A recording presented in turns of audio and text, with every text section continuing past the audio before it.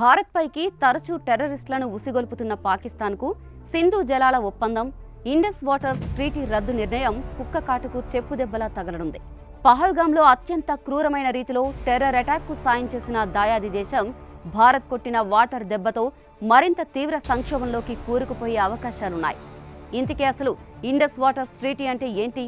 దీన్ని భారత్ రద్దు చేసుకోవడంతో పాక్కు వచ్చే నష్టమేంటి?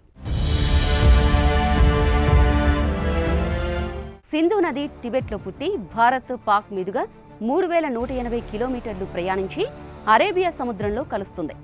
మార్గమధ్యంలో ఈ నదిలోకి ప్రధానంగా 6 ఉపనదులు కలుస్తుంటాయి. అయితే దేశ విభజన తర్వాత సింధు జలాల నిర్వహణపై భారత్ పాక్ మధ్య ప్రాజెక్టులు కట్టడం, నీటిని వాడుకోవడం, ఇతర విషయాల్లో తలెత్తిన వివాదాలు వచ్చాయి. దీంతో 1960లో వరల్డ్ బ్యాంకు మధ్యవర్తిత్వంతో అప్పటి భారత ప్రధాని జవహర్లాల్ నెహ్రూ, పాకిస్తాన్ ప్రెసిడెంట్ జనరల్ అయూబ్ ఖాన్ సింధు జలాల ఒప్పందంపై సంతకాలు చేశారు. ఈ ఒప్పందం ప్రకారం సింధు నది వ్యవస్థలో తూర్పు భాగంలోని రావి బియాస్, సట్లెజ్ నదులను భారత్కు, పశ్చిమ భాగంలోని ఇండస్, జీలం, చీనాబ్ నదులను పాకిస్తాన్కు కేటాయించారు. మొత్తంగా సింధు జలాల్లో దిగువన ఉన్న పాకిస్తాన్ 80% జలాలను వాడుకుంటుండగా పైన ఉన్న ఇండియా మాత్రం కేవలం 20% జలాలనే వాడుకునేలా ఒప్పందం కుదుర్చుకున్నారు. అంతేకాకుండా పశ్చిమ నదుల్లో ఇండియా హైడ్రో పవర్కు, తాగునీటికి మాత్రం అది కూడా పరిమితంగానే నీటిని వాడుకోవాలని, పాకిస్తాన్కు నీటిని అడ్డుకోవడం లేదా వరదలను సృష్టించడం లాంటివి చేయకూడదని ఒప్పందంలో రాసి ఉంది. సింధు జలాల ఒప్పందం రద్దయితే పైన ఉన్న భారత్కు ఆ నదీ జలాలు పాక్కు వెళ్లకుండా ఆనకట్టలు కట్టుకోవచ్చు, లేదా భారత్లోని ఇతర ప్రాంతాలకు నీటిని మళ్లించుకోవచ్చు.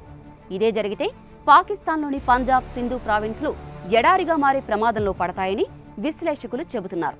ఎందుకంటే పాకిస్తాన్లోని వ్యవసాయ భూముల్లో 80% భూములకు సింధు జలాలే కీలకం. ఈ 2 ప్రావిన్స్లలో వ్యవసాయ రంగానికి సింధు నదీ జలాల నుంచే 93% సాగునీళ్లు అందుతున్నాయి. పాక్ గ్రామీణ జనాభాలో దాదాపు 61% మంది, అంటే 24 కోట్ల మంది ఇండస్ బేసిన్లోనే నివసిస్తున్నారు. అటు కరాచీ, లాహోర్, ముల్తాన్ లాంటి ప్రధాన నగరాలకు సింధు నదీ వ్యవస్థ నుంచే తాగునీరు సరఫరా అవుతోంది. అంతేకాకుండా తర్బెలా, మంగ్లా లాంటి హైడ్రో పవర్ ప్లాంట్లు కూడా పాక్కు కరెంటు సప్లైలో కీలక పాత్ర పోషిస్తున్నాయి. ఇండస్ బేసిన్లో పండే గోధుమలు, వడ్లు, చెరకు, పత్తి లాంటి పంటల ద్వారా ఇండస్ బేసిన్ ప్రాంతం నుంచే పాకిస్తాన్ జీడీపీకి 25% వాటా సమకూరుతుంది.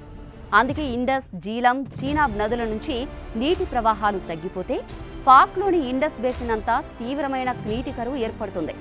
అయితే సింధు జలాల ఒప్పందం నుంచి వైదొలుగుతున్నట్టు భారత్ ప్రకటించినా ఇది అనుకున్నంత ఈజీ కాకపోవచ్చు. ఇది అంతర్జాతీయ ఒప్పందం కావడంతో పాటు వరల్డ్ బ్యాంకు మధ్యవర్తిత్వం కూడా ఉండడంతో భారత్కు దౌత్య, న్యాయపరమైన అడ్డంకులు ఎదురయ్యే అవకాశాలున్నాయి. ఇక ప్రధానంగా పాక్కు చైనా, టర్కీ, ఇతర ఇస్లామిక్ దేశాల నుంచి మద్దతు లభించవచ్చు. ఇటు చైనా తన భూభాగం నుంచి భారత్లోకి ప్రవహించే బ్రహ్మపుత్ర నదిని కంట్రోల్ చేయడం ద్వారా పాక్కు సహకరించవచ్చు. అలాగే తమ దేశ మనుగడను దెబ్బతీసేలా భారత్ ఏకపక్ష నిర్ణయం తీసుకుందంటూ ఐక్యరాజ్యసమితి, అంతర్జాతీయ కోర్టులను పాక్ ఆశ్రయించే అవకాశాలు ఉండొచ్చు. ఇలా ఎన్నో చిక్కులు తప్పకపోవచ్చు. కానీ పహల్గాం ఘటనను ప్రతీకారంగా భారత్ తీసుకున్న నిర్ణయాలు కొన్ని దేశాలు స్వాగతిస్తున్నాయి.